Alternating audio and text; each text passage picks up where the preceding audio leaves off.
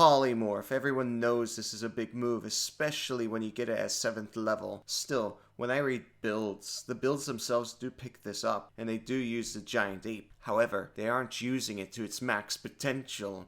There's more to it than the giant ape, and I feel like people in general forget this spell exists, especially when we're talking about tanking. This is the ultimate tanking spell. If your definition of healing is loose, then this is the ultimate healing spell too. Welcome to Pack Tactics. Quick rundown of Polymorph for those who don't know what I'm talking about.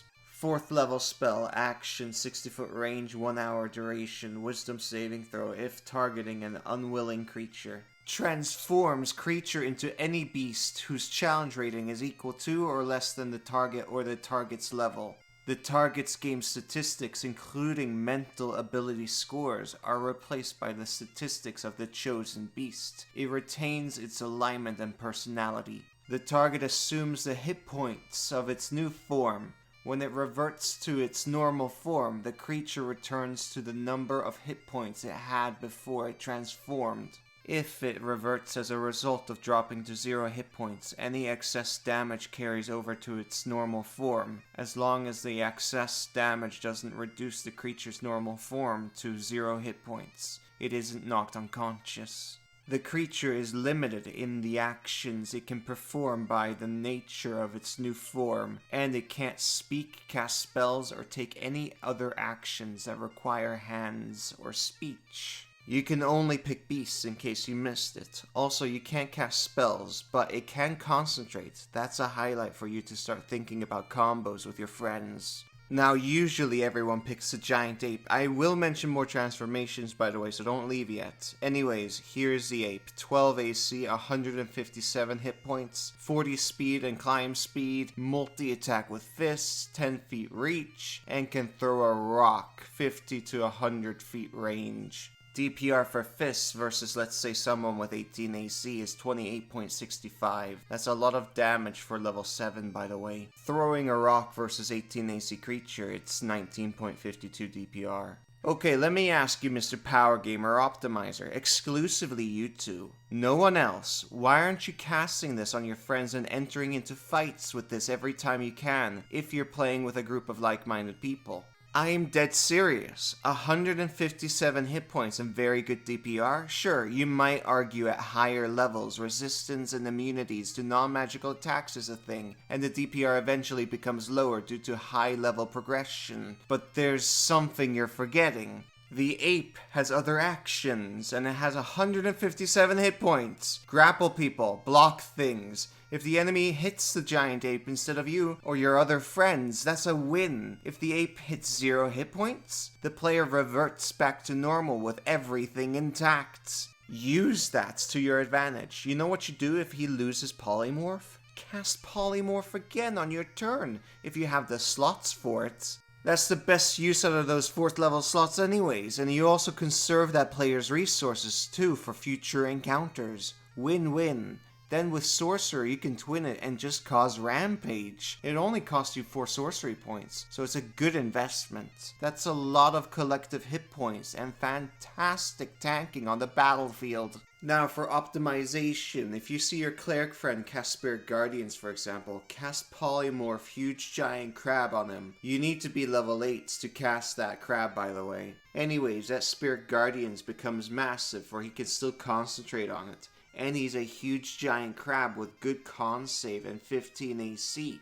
He can dodge or melee attack grapple and has 161 hit points. If he's near water, he can attack grapple and then drown someone in the water.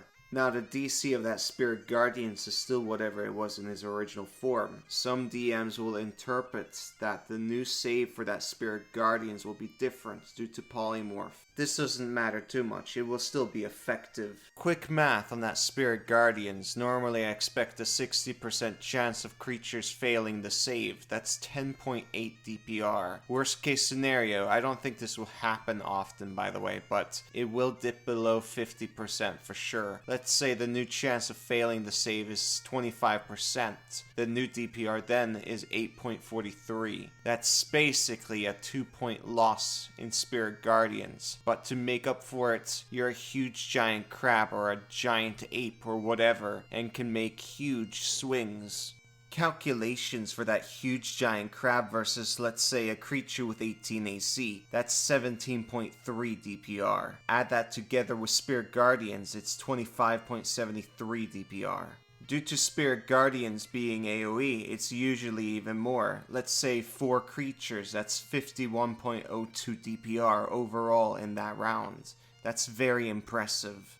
We can make the huge giant crab even better. It has blind sight 30 feet, so that means in fog cloud or darkness it can see in it. There's a combo opportunity here if you have 3 spellcasters on your team. Spirit Guardians plus huge giant crab plus fog cloud can be devastating. A step further, Brontosaurus. I've seen meme games where people fly up high and turn into this just to crush people below, and that's just fun.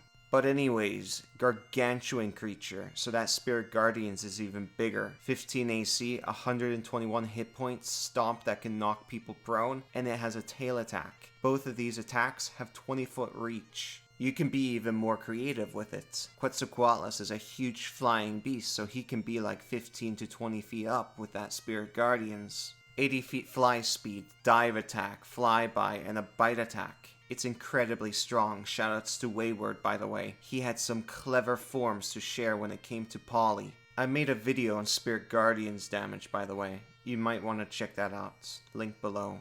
Moving on, never cast this on yourself, especially in combat. Always cast it on someone else. Remember, you're concentrating on it. If you poly yourself and get hit, you will make those saves as a giant ape. That's not good. You might lose that concentration. In addition, tables in general don't like it when you polymorph yourself to begin with, because this is a team game with real people around you.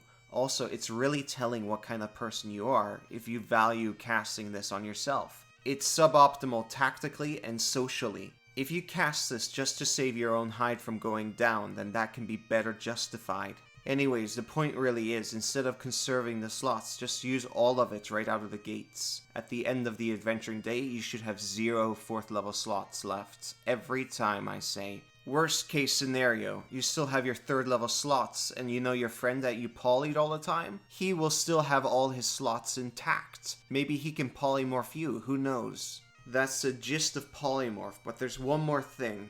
And this is for regular table practice. I do this all the time. When you see a friend with low hit points, which can be, for example, the frontline fighter, polymorph him. It will save his life. He won't say no to it or be offended or anything. This is thoughtful of you. It's good etiquette. It's teamwork.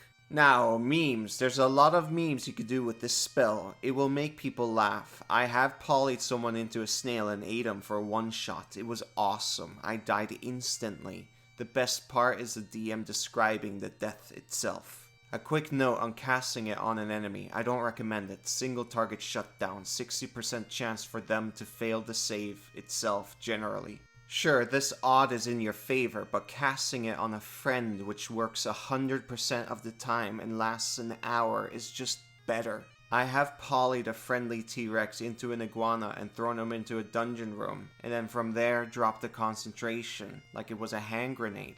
It was quite effective, so if you have big allies like that and wants to easily bring them into dungeons for a few uses, you can do that. I won't touch on utility too much. They're kind of obvious, like a horse for speed, birds for scouting, giant eagles so you and your friends can ride it, giant badgers for digging into dungeons or potentially buildings to sneak in from there, a fish to swim, and yada yada yada. You can even turn your friend into a spider and milk them. Be warned though, milking your friends is really weird, so I don't think it's a good idea in practice, but you can. The most important thing though is you can be a gator for an hour. That's just fun on a Friday night. My Discord loves gators, so shoutouts to them. The Discord is free to enter, so if you want to talk to me, you absolutely can. I started a Patreon if interested. You don't have to donate, but it's nice if you do.